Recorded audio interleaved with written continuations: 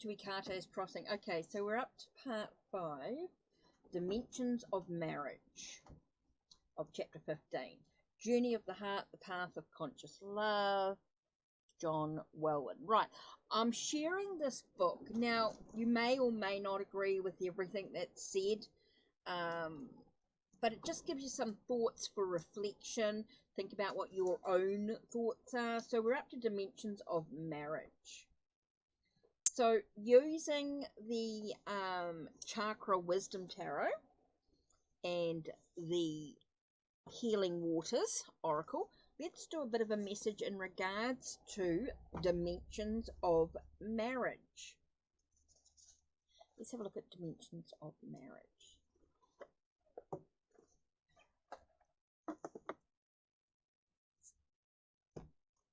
Just put that away for a second. Whoops, I'm grabbing Healing Waters. Just take a nice deep breath for a minute and think about your own relationships and whatever that means for you. This is just about your thoughts, your opinions. Just take a minute, just breathe for a second and thinking about your own relationships and what does marriage or commitment mean to you in some way. So let's have a look. So we're looking at dimensions of marriage. Okay, dimensions of your relationships. Okay. Now remember, it's just whatever a committed relationship is for you, whatever it means in regards to connections with people, that sense of connections with people, that marriage, that union, whatever it means for you is what's of value here. So let's have a look and see what cards did we get. So we get the High Priestess.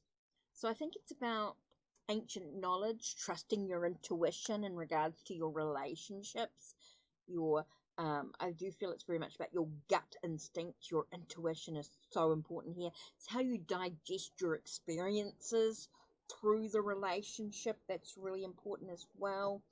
It's all about the hidden knowledge, the secrets and things, maybe being spoken about, clarity. You know, what do you learn in this relationship is really important about your experiences in the relationship. So much going on here. Okay, 4 of Coins. Okay, so we've got the heart chakra here. So what are you holding on to in regards to your ideal marriage? Maybe you're holding on to something that may not serve you well. Could be really important here to look at as well. I think there's a lot of stuff to try and find a sense of stability, foundations in the relationship. Super important. Here we've got the life's ups and downs. You've got that sense of things being shaken up. Things may not always be as they seem. Maybe it's really important again you to build that foundation, that stable foundation, so that you can deal with anything that's thrown at you that may not be those experiences that you have throughout your relationships that may not always be shiny or may not always be that ideal relationship.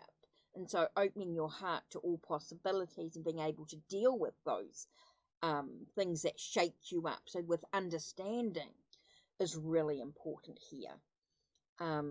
Here we've got 10 of Wands. We've got that thing of commitment, the burdens, the things that weigh you down, that being able to push through those challenges to get where you need to be.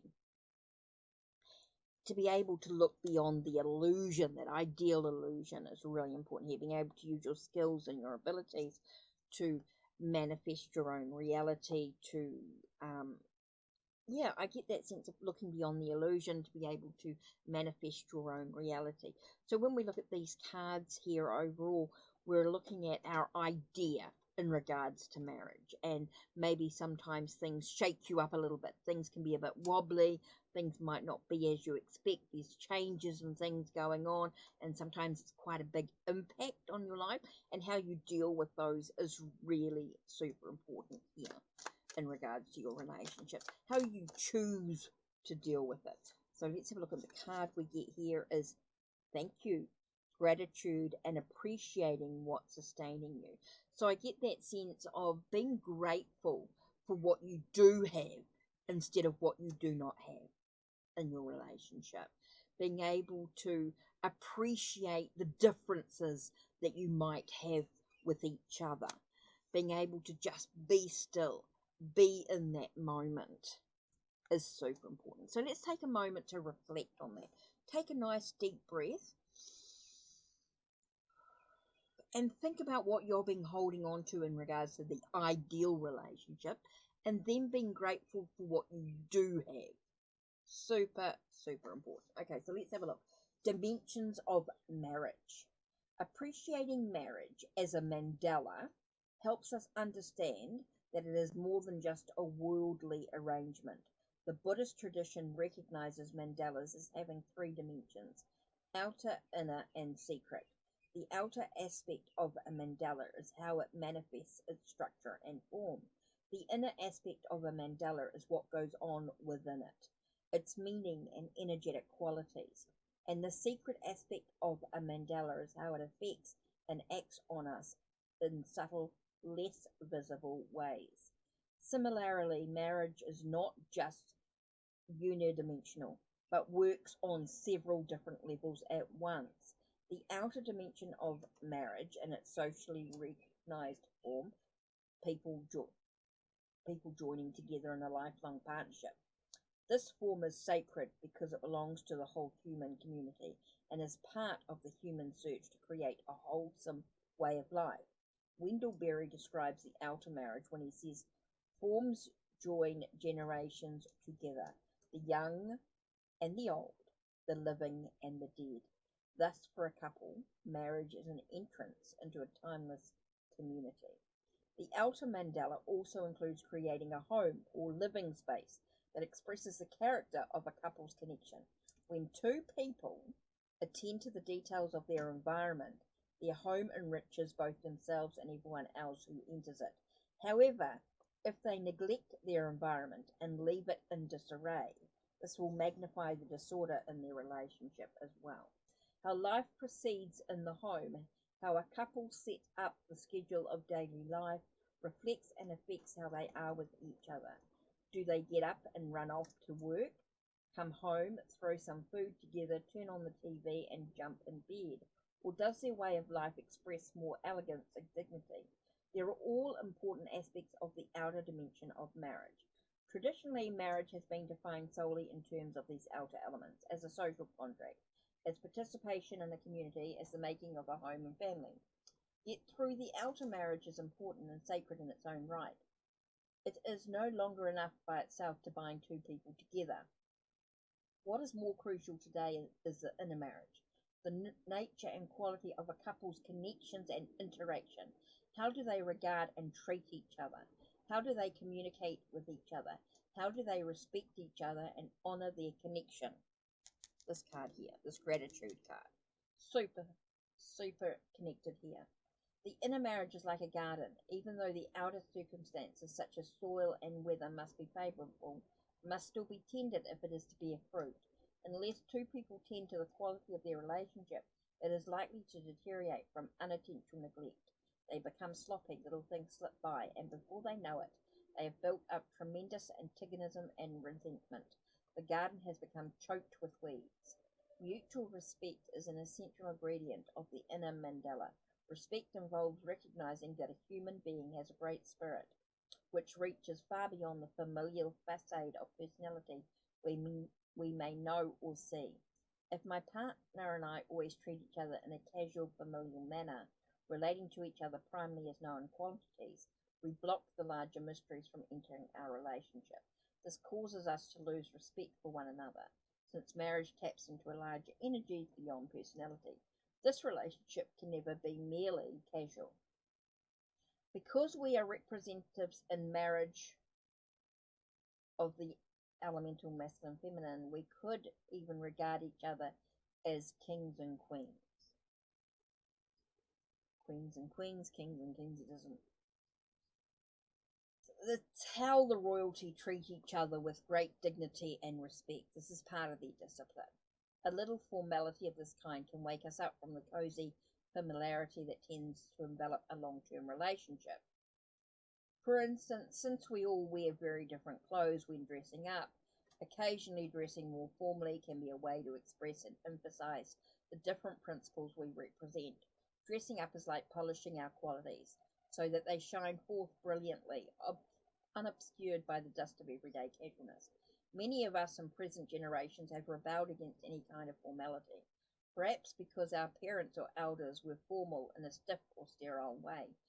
Yet marriage is a formal rather than a casual relationship, so a certain amount of formality as a display of elegance and respect can fan the sacred fire of a couple's love and brighten up the inner mandala of their marriage. Finally, the secret dimension of marriage is the inner transformation that occurs as a direct result of two people's interaction. Within each individual, a marriage is going on between yin and yang, heaven and earth, power and gentleness, and countless other polarities. The inner alchemy often precisely mirrors what is happening in the external relationship. For instance, caring for my partner forces me to see that I must also care for myself. Commitment to the growth of the marriage also requires a commitment to my own growth. Joining my life with others I love forces me to bring my own inner masculine and feminine into balance. The secret marriage involves giving up our old ideas about who we are so that the different elements between us, inside us, can come together in new ways and we can keep being born anew. All three of these dimensions of marriage, outer, inner, and secret, mutually enhance one another. If any of them are missing, a couple's lives together. Well, the secret, that's the high priestess, isn't it? Okay, that's kind of interesting. Mutually enhance one another. If any of them are missing, a couple's life together will be that much poorer. Some couples may have a strong inner connection, but be unable to create a healthy, vibrant environment or lifestyle on the outer plane. Other couples may make a beautiful home together, while their exchange with each other remains shallow. When a couple can create a world together, relate to each other with passion and respect, and continually refine their natures through their interaction, their life together will be fertile and creative. Kind of interesting. Okay, so that's it for today. Don't forget to check the links down below. Check the links on my channel. Like, subscribe, and ring the bell so you know when the next video will be uploaded. And the next one is marriage as realization. Okay, take care and blessed be. Don't forget to check out Ko-Fi. And I want to say a big thank you to my Ko-Fi members, family, for all their support and love. Huge, huge difference. Thank you to everybody who supports me on Ko-Fi.